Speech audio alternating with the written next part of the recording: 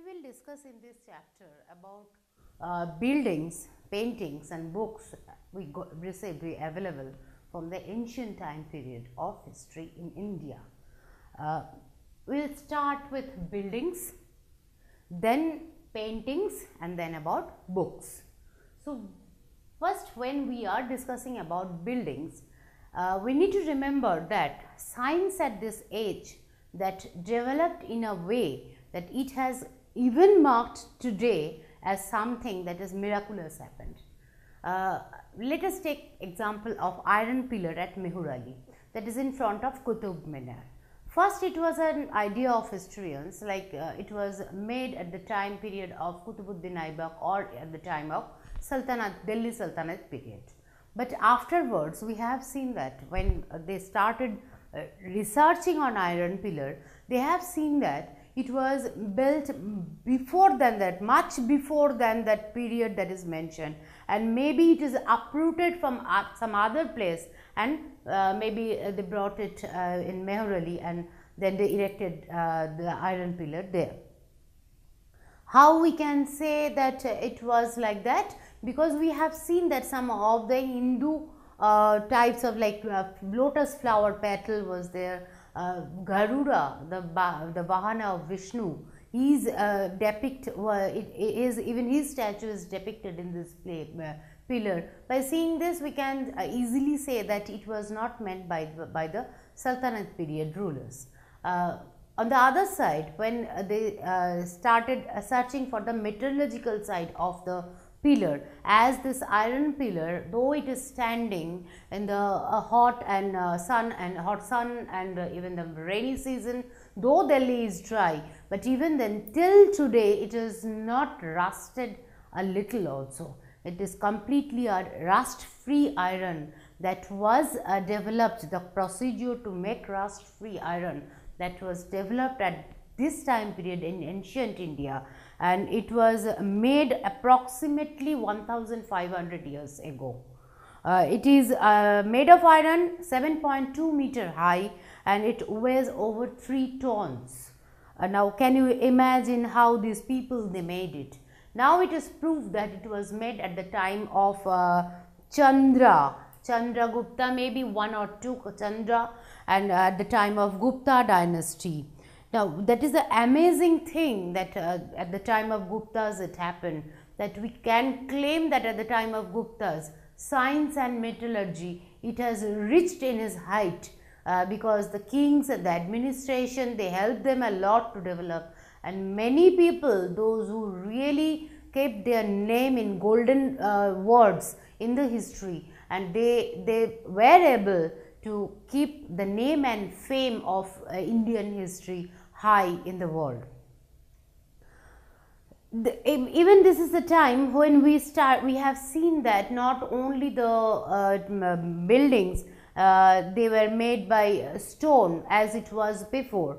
At the time of Guptas we have seen in Bittergaon, Kanyar by Kanpur, we have seen the first brick made temple. The concept of temple came to man's mind that God must have some separate place, and as I told you that the temple can be a major attraction for the people, those who are coming as pilgrims, and it can even develop as a trade center, trade city. So many administrators and the kings they had a tendency to make all these huge temples.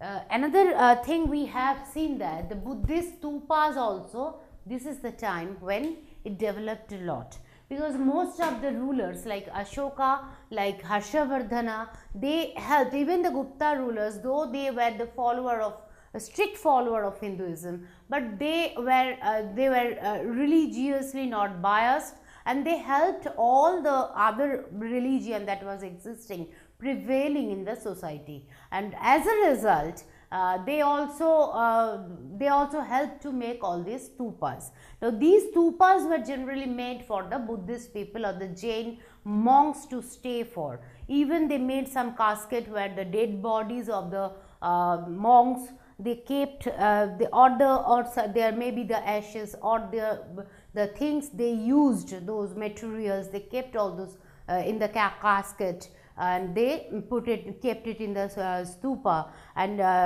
then they covered it with stone slabs. There was a Pradakshina Patha, that is in the temple, which actually it is around, and around the stupa it was surrounded with railings, and they said that if the pilgrims, those who are coming there, they need to take around their entrance through the gateways, they need to take a circle of the stupa of the temple in the same way. Railings and gateways are often decorated with sculptures. Even we have seen that many places, maybe the one of the group, they have donated something, using their culture, their way of craftsmanship to make that stupa or the temple beautiful. Like Amaravati, at that point of time, it was a magnificent stupa, and many of these carvings were for decorating. It was a stupa was made almost 2000 years ago. We have seen that some of the craftsperson for stupa, they have donated maybe one gate made by ivory. They have the Ivory Makers Association, they have donated that gate, and that also is bearing as a real beauty, as well as that is showing their craftsmanship in these areas. And not only stupa, I told you, even the temples developed at that point of time. Many temples, the major deities were Shiva, Vishnu or Durga. They were worshipped at this time, and many temples where these deities were there, these temples were developed at this time. Most important of the part of all the temples as per Hindu ritual, it is the Garbhagriha. Garbhagriha means the place where they are, that is a place for the deities, a major deity to be there. And it was the priest who performed all those religious rituals, and many of the time the common people, they don't have even, they never had the right also to enter inside the Garbhagriha. Now Shikharas, the tower, Shikharas are the tower, that in a temple, that custom also developed at this point of time, that the huge Shikharas was made at this point of time, and they were usually given the magnificent look to the building, as well as the power of the deity, that also depict him by building magnificent Shikharas. At this juncture of the time, building Shikharas required careful planning, because it is not at the ground level they are preparing it up high on the temple, and it was a huge place where that they need to arrange the stones one after another to build them. There were some of the assembly halls in all the temples where all the people they can assemble there, and the finest temple was built at this point of time in Mahabalipuram and Aihole. Now, how was it made? Who was the sponsor? Who used to give money, that much of money to the people, those who are building temples at this point of time? It was mostly the king and the queen. Other than that, even the traders, they also helped a lot by donating for developing temple, for making temples. Even the common people also, in how much they can do, maybe a craft person, they also have done something, because it is for a religious purpose. So they did in that way.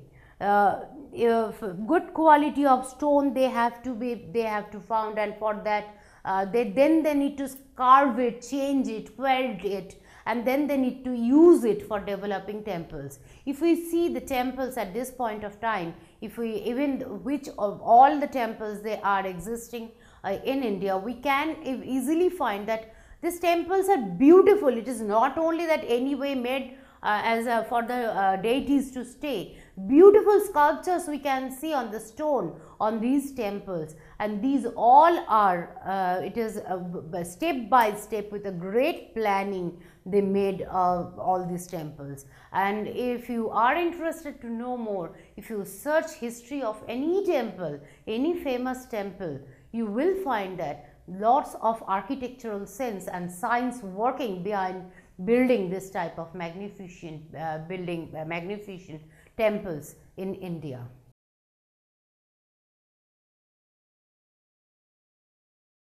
If you like this video, please give a thumbs up. Please subscribe to our channel to get more videos on CBSE syllabus.